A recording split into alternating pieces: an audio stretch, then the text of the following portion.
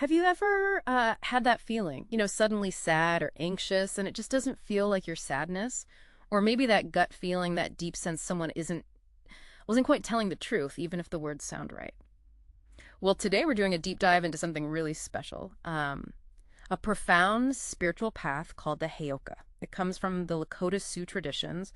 You might hear it called the sacred clown. Right, and that term sacred clown, it can be a little misleading at first glance. It's really not about, actual circus clowns or anything like that. Okay.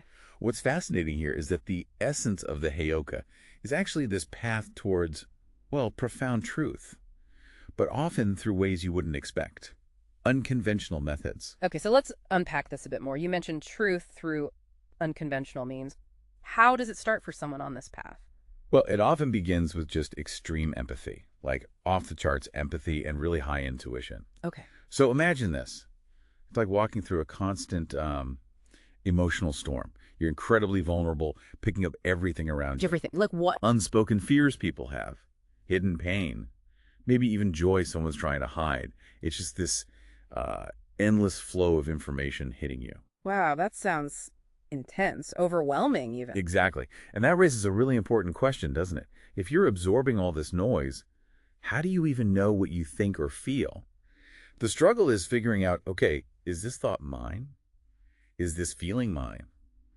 Or does it belong to someone else? I think, yeah, many people can probably relate to that on some level, feeling influenced by others' moods. Right. But for a potential Heyoka, it's amplified, it's constant, and it can be a huge burden initially.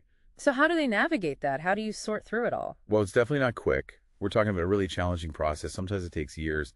The crucial step is learning to build what some sources call spiritual boundaries. Spiritual boundaries. Okay, what does that look like? It's like consciously putting up an energetic filter, making a clear intention to differentiate, to say, okay, this feeling, this isn't mine. So actively identifying it. Like, yeah, exactly. Like this anger I'm feeling, hang on, that belongs to the person over there. Yeah. Or this wave of sadness, that came from the person I just walked past. that sounds like really hard work, constantly analyzing. It is, but it's through that struggle, that discernment, that something else starts to emerge.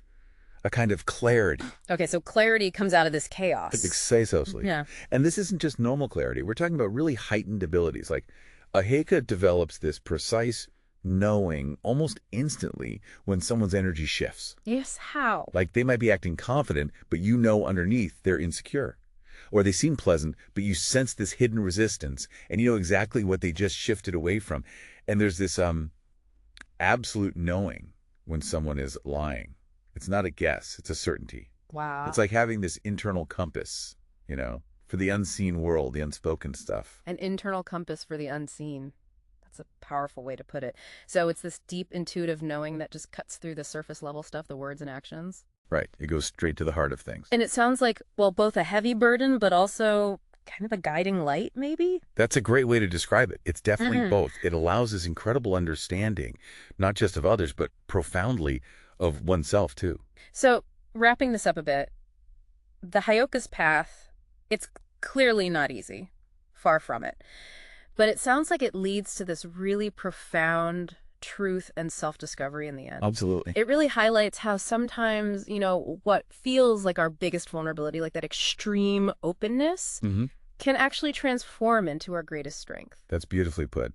And it leaves us with something to think about, doesn't it? Yeah. Maybe for you listening. What does it really mean to know yourself when you're constantly bumping up against, maybe even absorbing the energies and emotions of everyone around you? Recognizing what isn't yours, like we talked about. How could that actually lead you to a much deeper understanding of your own unique truth, your own core?